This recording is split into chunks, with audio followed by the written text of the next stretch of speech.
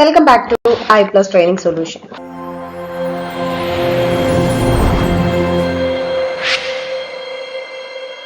I Plus Training Solution UGC Net Education June 2025 question paper discussion series set 7 ആണ് ഇന്ന് നമ്മൾ discuss ചെയ്യുന്നത്.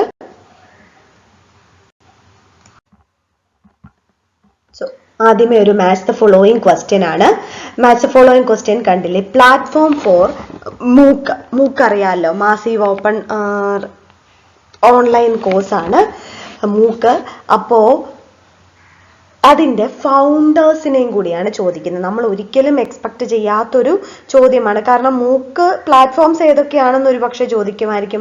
പക്ഷേ ആ മൂക്ക് പ്ലാറ്റ്ഫോമുകളുടെ ഡിഫറെന്റ് പ്ലാറ്റ്ഫോംസിന്റെ ഫൗണ്ടേഴ്സിനെയൊക്കെ ഒരു ചോദ്യം വരുമോ എന്നുള്ളത് നമ്മൾ ഒരിക്കലും എക്സ്പെക്ട് ചെയ്യുന്നതല്ല. എനിവേ അവർ ചോദിച്ചു. നോക്ക്, ആദ്യത്തെ എന്താ?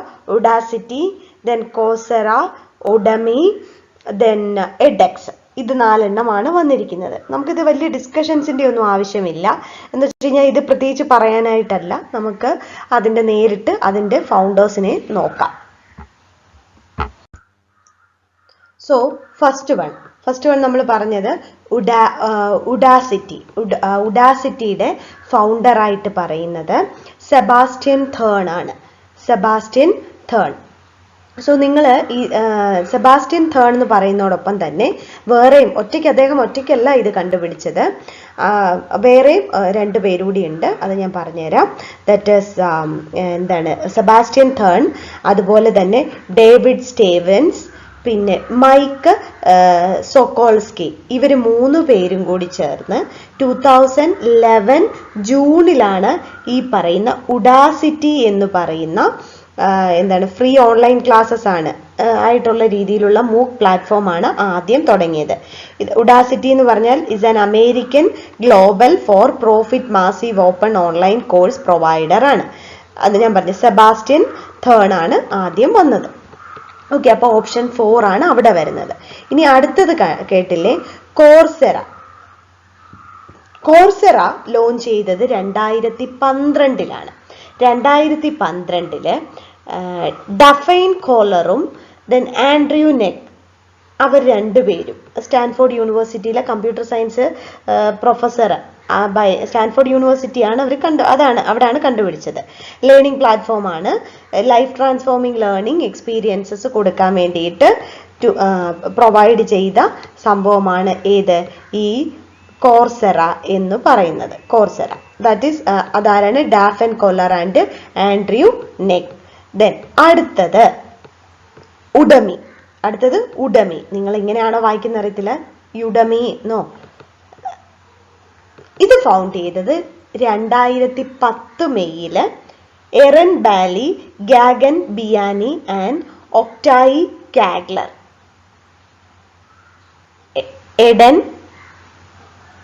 Aaron Bali, Gagan Biyani and Gagan Biyani, Oktay Caglar. അവര് ഇതൊരു പ്രൊവൈഡിംഗ് ബേസ് എന്താണ്? San Francisco, California, American based ആയിട്ടുള്ള ഒരു മാസീവ് ഓപ്പൺ ഓൺലൈൻ കോഴ്സ് ഇതാണ് ഈ പറയുന്ന ഉഡമി എന്ന് പറഞ്ഞു. ഇനി last come that is edX. ശരിക്കും ഇവിടുത്തെ ആൻസർ പ്രകാരം ഹാർവേർഡ് യൂണിവേഴ്സിറ്റി ആൻഡ് MIT അല്ലേ? MIT ആണ്. പക്ഷേ ശരിക്കും കണ്ടുപിടിച്ചത് ആനന്ദ് അഗർവാൾ ആണ് ഇതിന്റെ CEO. ഈ പറയുന്ന മൂക്ക് പ്ലാറ്റ്ഫോം, അതായത് എഡെക്സ് എന്ന് പറഞ്ഞ മൂക്ക് പ്ലാറ്റ്ഫോമിന്റെ CEO ആയിട്ട് പറയുന്നത് ആനന്ദ് അഗർവാൾ ആണ്. മൂക്ക് പ്ലാറ്റ്ഫോം അതും 2012 വന്നത് വിത്ത് ഹാർവേർഡ് MIT. ഓക്കെ, സോ ഈ 4 എണ്ണമാണ് വരുന്നത്. അപ്പോ ഇവിടുത്തെ ആൻസർ പ്രകാരം നമുക്ക് A4, B3 Daphne Koller and Andrew Ng, C1 Eren Bali, Gagan Biyani and Oktay Caglar, then D Anand Agarwal ആണ്. ഓപ്ഷൻ 2 ആണ് ഇവിടെ വരുന്നത്, Harvard University and MIT. So ഇതാണ് ഓപ്ഷൻ വരുന്നത്. ദാറ്റ് മീൻസ് ഓപ്ഷൻ 4 ആണ് ഇവിടെ കറക്റ്റ് ആൻസർ. അടുത്തത് Which of the following is not a recommendation of National Knowledge Commission 2007 with respect to school education? ഈ തന്നിട്ടുള്ളതിൽ സ്കൂൾ എഡ്യൂക്കേഷനെ വെച്ച് നോക്കുമ്പം എന്താ നാഷണൽ നോളജ് കമ്മീഷന്റെ റെക്കമെൻഡേഷൻ ആയിട്ട് പറയാത്തത് ഏത്? എളുപ്പമാണിത്, കാരണം central legislation for the right to education അത് എന്തായാലും അവർ പറയും. Then more rigidity in dispersal of fund. ഒരിക്കലും അങ്ങനെ ഒരു നോളജ് കമ്മീഷൻ അങ്ങനെ ഒരു ഫണ്ടിന്റെ കാര്യം സംസാരിക്കേണ്ടതല്ല. Okay, then decentralisation and greater local autonomy, then expansion of functional literacy. So അപ്പോൾ expansion of functional literacy ഉണ്ട്, decentralization ഉണ്ട്, അതുപോലെ തന്നെ സെൻട്രൽ ലെജിസ്ലേഷനും ഉണ്ട്. അപ്പോൾ ഓപ്ഷൻ ആയിട്ട് നമുക്ക് പറയാൻ പറ്റുന്നത് more rigidity in dispersal of funds. Yes, correct answer. അതായത് റെക്കമെൻഡേഷൻ അല്ലാത്തത് എന്ന് പറയുന്നത് ഇവിടെ കറക്റ്റ് ആൻസർ ആയിട്ട് വരുന്നത് 2, more rigidity in dispersal of funds. Okay, next question. Which of the following is not a part of formal step of syntax of Herbartian approach? അടുത്തത് എന്താണ് ഹെർബേഷ്യൻ 5-step approach എന്നുള്ളത് നിങ്ങൾക്ക് അറിയാമല്ലോ. മറ്റേ എന്താണ് ഹെർബേഷ്യൻ അപ്രോച്ച്? ടീച്ചർ സെന്റേഡ് ആയിട്ടുള്ള സിസ്റ്റമാറ്റിക് മെത്തേഡ് ആണ്. പിന്നെ അതുപോലെ തന്നെ എന്താണ് ഇൻസ്ട്രക്ഷൻസ് അല്ലെ, ലോജിക് പ്രസന്റേഷൻസ്, കോണ്ടന്റ് ഒക്കെ, മോറൽ ഡെവലപ്മെന്റ് ഇവയൊക്കെ പ്രൊവൈഡ് ചെയ്യുന്നതിന് വേണ്ടിയിട്ടാണ്.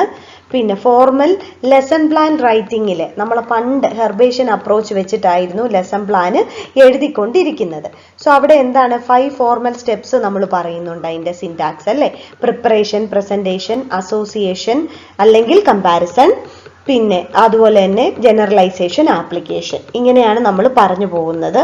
പിന്നെ അപ്പോൾ ഇവർ ചോദിച്ചിരിക്കുന്നത് എന്താണ്, ഇതിനകത്ത് ഹെർബേഷ്യൻ അപ്രോച്ചിന്റെ സ്റ്റെപ്പ് അല്ലെങ്കിൽ സിന്റാക്സ് അല്ലാത്തത് ഏതെന്നാണ് ചോദിച്ചിരിക്കുന്നത്. ഇതിനകത്ത് നമുക്ക് ഹെർബേഷ്യൻ അപ്രോച്ചിൽ ഏതൊക്കെ ഉണ്ട് എന്ന് അറിഞ്ഞു കഴിഞ്ഞാൽ നമുക്ക് സിന്റാക്സ് അല്ലാത്തത് നമുക്ക് പറയാൻ പറ്റും. ഹെർബേഷ്യൻ അപ്രോച്ചിന്റെ സ്റ്റെപ്സ് എന്ന് പറയുന്നത് പ്രിപ്പറേഷൻ ഇവിടെ ഉണ്ട്, ദെൻ പ്രസന്റേഷൻ, പിന്നെ പ്രിപ്പറേഷൻ, പ്രസന്റേഷൻ അത് രണ്ടുമുണ്ട്, ദെൻ കമ്പാരിസൺ അല്ലെങ്കിൽ അസോസിയേഷൻ, ദെൻ ജനറലൈസേഷൻ, ആപ്ലിക്കേഷൻ. ഇവിടെ കമ്പാരിസൺ ആൻഡ് അബ്സ്ട്രാക്ഷൻ. അപ്പൊ ഇതിലൊന്നും പെടാത്തതായിട്ട് നമുക്ക് ഇവിടെ വന്നിരിക്കുന്നത് ഫോക്കസ് ആണ്. സോ അപ്പൊ അതുകൊണ്ട് ഫോക്കസിനെ ഒമിറ്റ് ചെയ്യാം നമുക്ക്. സോ ഹെർബേഷ്യൻ അപ്രോച്ചിന്റെ സിന്റാക്സിന്റെ പാർട്ട് അല്ലാത്തത് ഏത്? ഫോക്കസ് ആണ്. So, which of the following education thinker emphasizes on care ethics?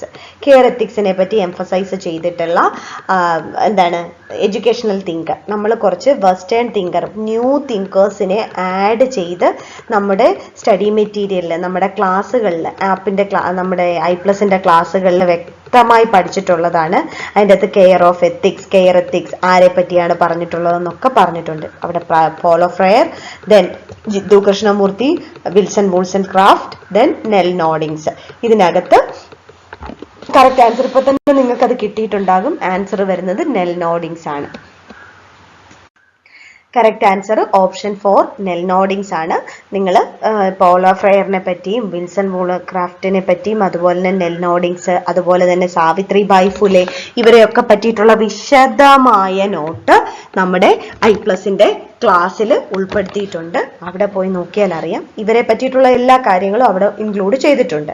അപ്പൊ ഇന്ന് നെൽ നോഡിങ്സിനെ പറ്റി ഈ പ്രാവശ്യത്തെ ചോദ്യത്തിൽ ചോദിച്ചതുകൊണ്ട് നിങ്ങൾ വൂൾസൺക്രാഫ്റ്റിനെയും പോളോ ഫ്രയറിനെയും അതുപോലെ തന്നെ സാവിത്രിബായി ഫുലെ പറ്റിയൊക്കെ ഒന്ന് പഠിച്ചു വെക്കണം. ചിലപ്പോൾ ഒരുപക്ഷെ അടുത്ത ക്വസ്റ്റ്യൻ പേപ്പറിൽ അവരെ ആരെങ്കിലും പറ്റിയിട്ടുള്ളതായിരിക്കാം ചോദിക്കുക.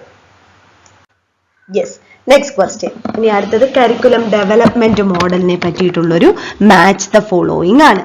കണ്ടില്ലേ, ആ കരിക്കുലം ഡെവലപ്മെന്റ് മോഡൽ എന്നാണ് വന്നത് എന്നുള്ള ഓരോ കരിക്കുലം ഡെവലപ്മെന്റ് മോഡലും, ഹിൽഡ ടാബ മോഡൽ, ടൈലർ മോഡല്, പിന്നെ അതുപോലെ തന്നെ കിൽപാട്രിക്, കുറേ കരിക്കുലം ഡെവലപ്മെന്റ് മോഡൽസ് നമ്മൾ പഠിക്കുന്നുണ്ട്. പക്ഷെ അവരത് കൊണ്ടുവന്ന ഇയറാണ് ചോദിച്ചിരിക്കുന്നത്. നമ്മൾ അതിനെപ്പറ്റി കൂടുതൽ കാര്യങ്ങൾ പഠിച്ചു പോകുമ്പോൾ ഇവർ ചോദിച്ചിരിക്കുന്നത് അത് വന്ന ഇയറാണ് ചോദിച്ചിരിക്കുന്നത്.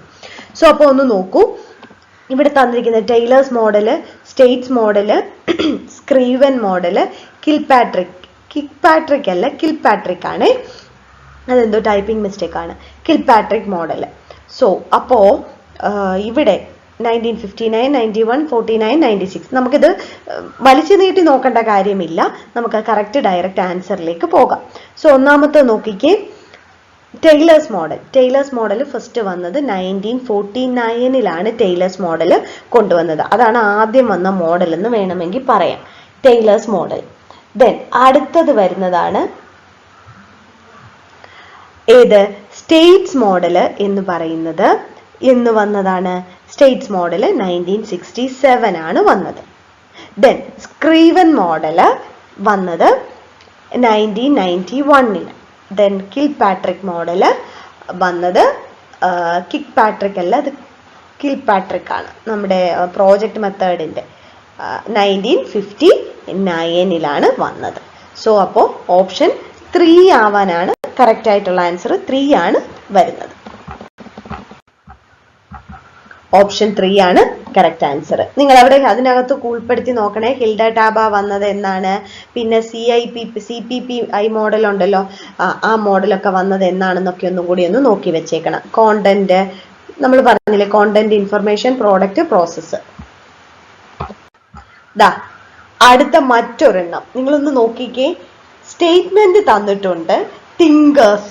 തിങ്കേഴ്സ് പറഞ്ഞിട്ടുള്ള കാര്യങ്ങൾ. അവിടെ നമ്മൾ പറഞ്ഞില്ലേ, നമ്മൾ വർഷങ്ങളായിട്ട് ഈ ടാഗോർ, അരബിന്ദോ, ഗാന്ധിജി, പിന്നെ സ്വാമി വിവേകാനന്ദൻ, ഇവർ നമ്മുടെ Indian philosophers and Indian thinkers ആണ്. ഇവരെ പറ്റി വർഷങ്ങളായിട്ട് നമ്മൾ ഇങ്ങനെ പഠിച്ചുകൊണ്ടിരിക്കുകയാണ് അല്ലേ. പക്ഷേ എപ്പോഴും പഴയ ചോദ്യങ്ങളൊക്കെ ചോദിച്ച് എനിക്ക് തോന്നുന്നു NDA അടുത്ത് കാണും. അപ്പൊ അവരെന്തെടുത്തു, പുതിയ കുറച്ച് അവർ പറഞ്ഞ കാര്യങ്ങൾ വെച്ച് പുതിയൊരു ചോദ്യം അങ്ങ് ഉണ്ടാക്കിയതാണ്. നോക്കാം ലിസ്റ്റ്. ഈ ഓരോരുത്തരും പറഞ്ഞ സ്റ്റേറ്റ്മെന്റ്സ് ആണ്. This education ought to be for them a kind of insurance against unemployment. Okay, this education ought to be for them a kind of insurance against unemployment. അതെന്താണെന്നറിയാമോ? നമ്മൾ വൊക്കേഷണൽ എഡ്യൂക്കേഷനെ പറ്റിയിട്ട്, തൊഴിലധിഷ്ഠിത വിദ്യാഭ്യാസത്തെ പറ്റിയിട്ട് ഗാന്ധിജി പറഞ്ഞതാണ്. സോ അപ്പോൾ ഓപ്ഷൻ 3 എന്ന് പറയുന്നത് ഓപ്ഷൻ 3 MK ഗാന്ധിജിയാണ്. ദെൻ അടുത്തത് നോക്കിയേ. You cannot teach a child any more than you can grow a plant. The plant develops its own nature. ആരാ പറഞ്ഞേ? അതായത് നിങ്ങൾക്ക് ഒരു ചൈൽഡ് ഒരു ചെടി വളർത്തുന്നത് പോലെ, കാരണം ആ ഒരു രീതിയിൽ തന്നെ the plant develops its own nature. നമുക്ക് ഒരാളെ പറഞ്ഞു പഠിപ്പിച്ചു കൊടുത്ത് വളർത്താൻ പറ്റത്തില്ല അല്ലേ. എന്താണ് the plant develop its own nature? അത് പറഞ്ഞത് ആരാണ്? സ്വാമി വിവേകാനന്ദ. Then അടുത്തത്, every child is an inquirer, an investigator, analyzer and a merciless anatomist. ഇത് പറഞ്ഞത് അരബിന്ദോ ആണ്. Okay, then true education consists in knowing the use of any useful material that has been collected to know its real nature and to build along with life a real shelter for life. Okay, so അത് പറഞ്ഞത് ആരാണ്? Rabindranath Tagore. Option വരുന്നത് അപ്പോൾ option 2 ആണ് ഇവിടെ correct answer ആയിട്ട് വരുന്നത്. അല്ലെങ്കിൽ തന്നെ നിങ്ങൾക്ക് ഫസ്റ്റ് എണ്ണത്തിൽ പിടിക്കാം. എന്താണെന്നറിയോ? ഗാന്ധിജി പറഞ്ഞത് ഒരേ കാര്യം നിങ്ങൾക്ക് ഓർക്കാം. This education ought to be for them a kind of insurance against unemployment എന്ന് ഗാന്ധിജി പറഞ്ഞിട്ടുണ്ട്. അപ്പൊ തന്നെ നിങ്ങൾക്കറിയാം, ആ ഓപ്ഷൻ വെച്ചിട്ടൊന്ന് നോക്കിക്കേ. ആ ഓപ്ഷൻ വരുന്ന ഒറ്റ ഒരെണ്ണമേ ഉള്ളൂ. അപ്പൊ നിങ്ങൾക്ക് കണ്ണടച്ചുകൊണ്ട് എഴുതാം. അതാ ഞാൻ പറഞ്ഞത്, ചില സംഭവങ്ങൾ നമ്മൾ ആൻസറിന്റെ ഓപ്ഷനിൽ ഒന്ന് നോക്കിയിട്ട് വേണം, ഇത് തമ്മിലുള്ള ഒരു അലൈൻമെന്റ് ഒന്ന് ചെക്ക് ചെയ്തിട്ട്, അല്ലെങ്കിൽ ഒരു എഗ്രിമെന്റ് നോക്കി വെച്ച് വേണം പോവാൻ. അപ്പൊ നമുക്ക് ഒരുപാട് കഷ്ടപ്പെടേണ്ടിയിട്ട് വരത്തില്ല. So here correct answer is option 2 ആണ്. A3, B4, C2 and D1. അടുത്തതും, which of the following is not true about the program evaluation and review technique? PERT ടെക്നിക്കിനെ പറ്റി നമ്മൾ പഠിച്ചിട്ടുണ്ട്. ഇവർ ചോദിച്ചിരിക്കുന്നത് it's not true about PERT technique. PERT ടെക്നിക്കിനെ സംബന്ധിച്ചിടത്തോളം true അല്ലാത്തത് ഏത്? It's a network model. PERT ഒരു നെറ്റ്വർക്ക് മോഡലാണ്. ഇറ്റ്സ് എ പ്രൊജക്ട് മാനേജ്മെന്റ് ടൂളാണ്. അതെ, PERT technique is a project management ടൂളാണ്. PERT technique is again a statistical ടൂളാണ്. Then it is a process oriented technique അല്ല. PERT എന്താണ്? Programme evaluation and review technique ആണ്. അത് പ്രോസസ് ഓറിയന്റഡ് എന്ന് പറയാൻ പറ്റില്ല. അങ്ങനത്തെ ടെക്നിക് അല്ല. PERT എന്ന് പറയുന്നത് ബാക്കി എല്ലാമാണ്. അപ്പോൾ ഓപ്ഷൻ 4 ആണ് correct. So here correct answer is option 4. So Malcolm Knowles elaborated term andragogy in his famous work. അടുത്തത് നമ്മൾ ആൾക്കാരുടെ ബുക്സ് പഠിക്കുന്നു എന്ന് പറഞ്ഞിട്ട് ആദ്യം കുറേ അവരുടെ റൈറ്റേഴ്സും ബുക്സും പറയുന്നു എന്ന് പറഞ്ഞ് ആദ്യം കുറേ ബുദ്ധിമുട്ടുകളായിരുന്നു അല്ലേ? നിങ്ങൾക്ക് ബുദ്ധിമുട്ട് കുറേ പേര് പറഞ്ഞിട്ടുണ്ടായിരുന്നു. അതായത് എന്തിനാ മാം ഇവരുടെ വർക്കൊക്കെ പഠിക്കുന്നത്, നമ്മൾ ഇത്രയൊക്കെ കഷ്ടപ്പെട്ട് പഠിക്കേണ്ട കാര്യമുണ്ടോ? ദേ പഠിച്ചത് എന്തുകൊണ്ടാണെന്ന് മനസ്സിലായല്ലോ. ഞാൻ നമ്മുടെ സിഗ്മണ്ട് ഫ്രോയിഡിന്റെ ടാബു ആൻഡ് ടോട്ടം എന്നൊക്കെ പറഞ്ഞ ക്ലാസ് എടുത്ത് ലൈവിൽ വന്ന സമയത്ത്, നമ്മൾ ഡിസ്കഷനിലേക്ക് വന്ന സമയത്ത് നിങ്ങൾ ചോദിച്ചു, അയ്യോ ഇതൊക്കെ അവരുടെ ബുക്സ് ഒക്കെ ഇത്രയും വർക്കൊക്കെ പഠിക്കേണ്ട ആവശ്യമുണ്ടോന്ന്. ദാണ്ടേ കണ്ടില്ലേ, ഒരു ചോദ്യം അവർ അവിടുന്ന് തന്നില്ലേ? നോക്കൂ, Malcolm Knowles elaborated the term andragogy in his famous work. ഏത് വർക്കിലാണ് ഇലാബറേറ്റ് ചെയ്തിരിക്കുന്നതെന്ന്? Adult education concept theory and practice, the modern practice of adult education andragogy versus pedagogy. Andragogy എന്നറിയാമല്ലോ, അതായത് അഡൽട്ടുകാരുടെ പെഡഗോഗിയാണ് ആൻഡ്രഗോഗി എന്ന് ഉദ്ദേശിക്കുന്നത്. Then theory and practice of andragogy, then andragogy education concept theory and practice.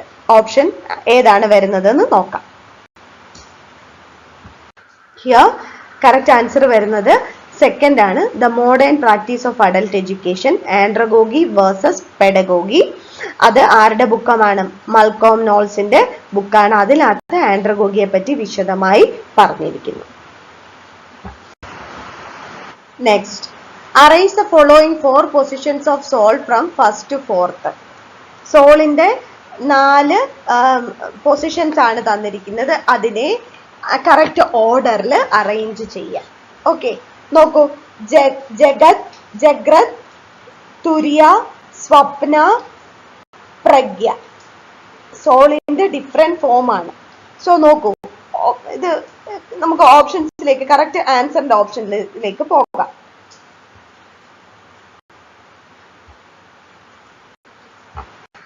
Correct order വരുന്നത് A ജഗത്, then C സ്വപ്ന, then പ്രഗ്യ, ദെൻ തുര്യ. ജഗത്, സ്വപ്ന, പ്രഗ്യ, തുര്യ, അങ്ങനെയാണ് ഓർഡർ വരുന്നത്. അടുത്ത ചോദ്യം, which of the following statement related to learning theory approach to counselling are incorrect? Okay, ശരിക്കും ഈ ക്വസ്റ്റ്യൻ ഡിലീറ്റഡ് ആയിട്ട് പോയ ക്വസ്റ്റ്യൻ ആണ്. കാരണം അതിന്റെ ആൻസർ ഇല്ലായിരുന്നു. അപ്പൊ അത് ഡിലീറ്റഡ് ആയിട്ട് പോയ ക്വസ്റ്റ്യൻ ആണ്. നമുക്ക് ജസ്റ്റ് നമ്മൾ നമ്പേഴ്സ് എഴുതുമ്പോൾ ഇതിൽ ഉൾപ്പെടുത്തണം എന്നുള്ളത് കൊണ്ട് ഉൾപ്പെടുത്തിയതാണ്. Dollard and Miller relates psycho analytical method to reinforcement learning theory. Then counselling according to Pepinsky's aims to strength the counsellor's behaviour. Eysenck refers. ഇതെല്ലാം എന്താണെന്ന് അറിയാമോ? ഹയർ ആയിട്ട് ക്രിറ്റിസിസം വന്ന സ്ഥലത്തുള്ള പറഞ്ഞ കാര്യങ്ങളെല്ലാമാണ് ഇത്. സോ അപ്പോൾ ഇതിന്റെ ആൻസർ ആക്ച്വലി ഇതിനകത്തില്ല. അതുകൊണ്ട് ഇത് ഡിലീറ്റ് ചെയ്ത് പോയ ക്വസ്റ്റ്യനുകളിൽ പെടുന്നതാണ്. ഇപ്പൊ നമ്മളിപ്പോൾ ഡിസ്കസ് ചെയ്ത 70 ചോദ്യങ്ങൾ, മൊത്തം ഇതുവരെ നമ്മൾ 70 ചോദ്യങ്ങൾ ഡിസ്കസ് ചെയ്ത് അതിൽ 2 ചോദ്യം ഓൾറെഡി ഡിലീറ്റ് ചെയ്ത് പോയിട്ടുണ്ടായിരുന്നു. വിത്ത് ദാറ്റ് നമ്മൾ 7ാമത്തെ സെറ്റും ഡിസ്കസ് ചെയ്ത് കഴിഞ്ഞു. ഇപ്പം ഇതുവരെ നമ്മൾ 70 ചോദ്യങ്ങളാണ് ഇതുവരെയുള്ള നെറ്റിന്റെ ക്വസ്റ്റ്യൻസിന്റെ ഡിസ്കസ് ചെയ്തത്. ഇനി അടുത്തൊരു 3 സെറ്റും കൂടി, അതായത് 8, 9, 10 3 സെറ്റ് ക്വസ്റ്റ്യൻസും കൂടി നമുക്ക് ഡിസ്കസ് ചെയ്യാനുണ്ട്. അത് അടുത്തടുത്ത ക്ലാസ്സുകളിലായിട്ട് അപ്ലോഡ് ചെയ്യുന്നതായിരിക്കും.